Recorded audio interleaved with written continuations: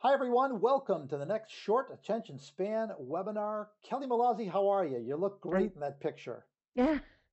Yeah, I realize that picture's almost 3 years old. I got to get a new one taken. Man, oh, that's not live? Oh, No. hey, let's talk about making effective presentations. Kelly, this is funny.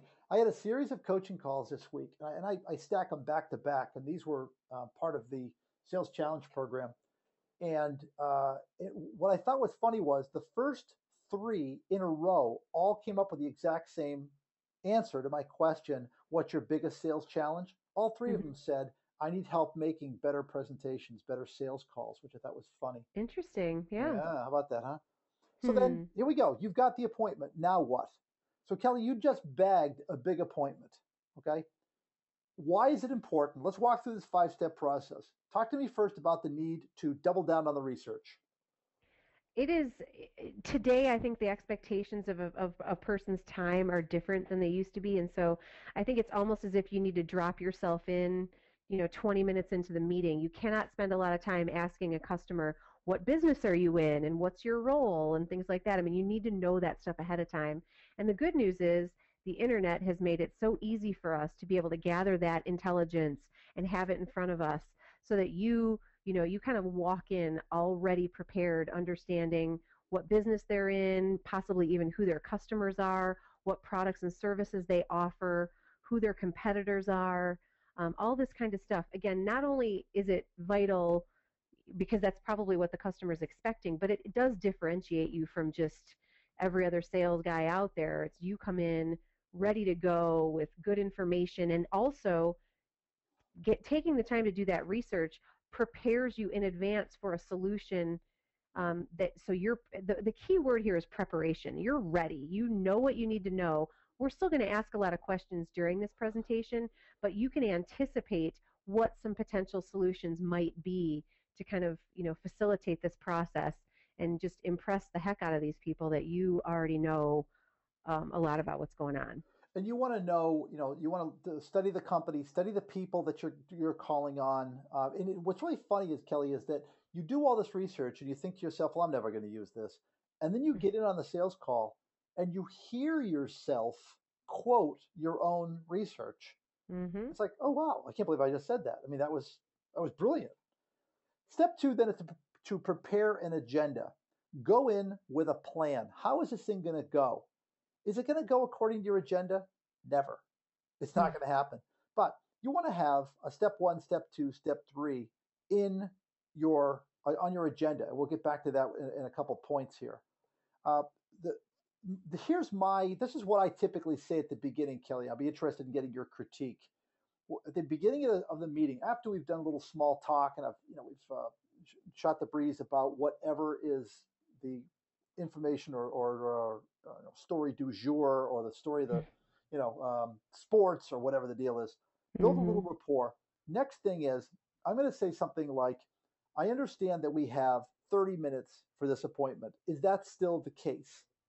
And the reason that I do that is I want to confirm how much time I was given.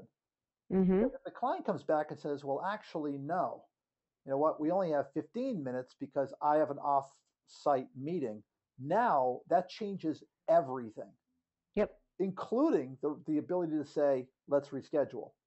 Mm-hmm. So that's my first. That kind of morphs into how to run the meeting. But the next thing I'm going to say, Kelly, is here's what I want to accomplish today. This is what I want to get done. And then I'm going to check in with the customer. Let me ask you, what is it that you want to get accomplished today? Mm-hmm.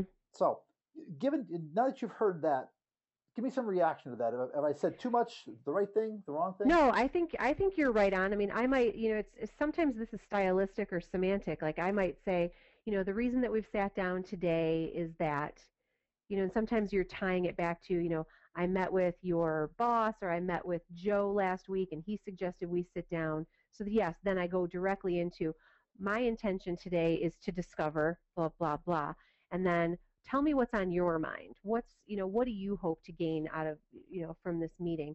And that's something that I think is so important that people don't do. They're not that if you don't ask that question, then the person isn't necessarily as engaged as they should be.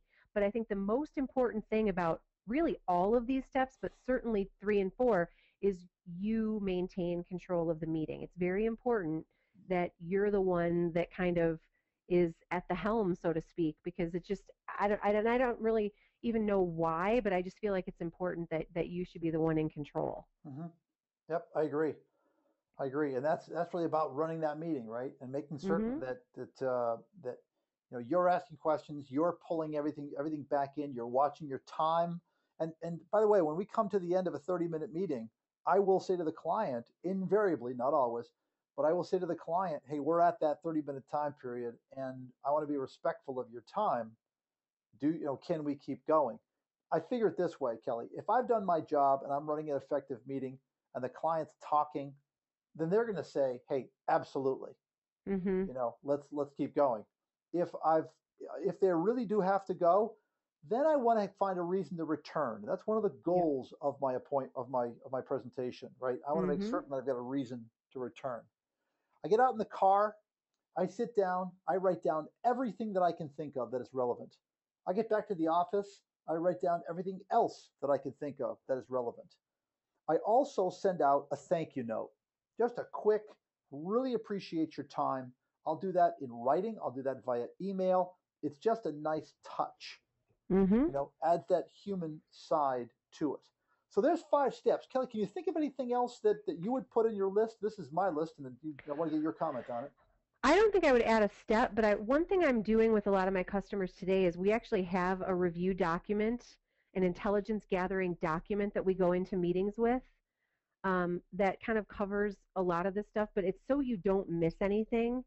And we've been revising this document over time and kind of adapting it as we need to based on, is it a current customer, is it a new customer or a prospect? But there's no reason not to go in with something Mhm. that you're basically filling in the blanks, and it will, it again. You say you go out and write that stuff down in your car after it's over, but there's no reason not to write that stuff down kind of as you're going along. And so I would definitely advocate putting your heads together and coming up with like a good template of like intelligence gathering. Cool. That sounds great. Yeah. All right, gang. Well, there's 5 ideas on how to improve the quality of your sales presentations. Kelly, thank you very much. Thanks, Bill. And we will talk to you all again next week on another short attention span webinar.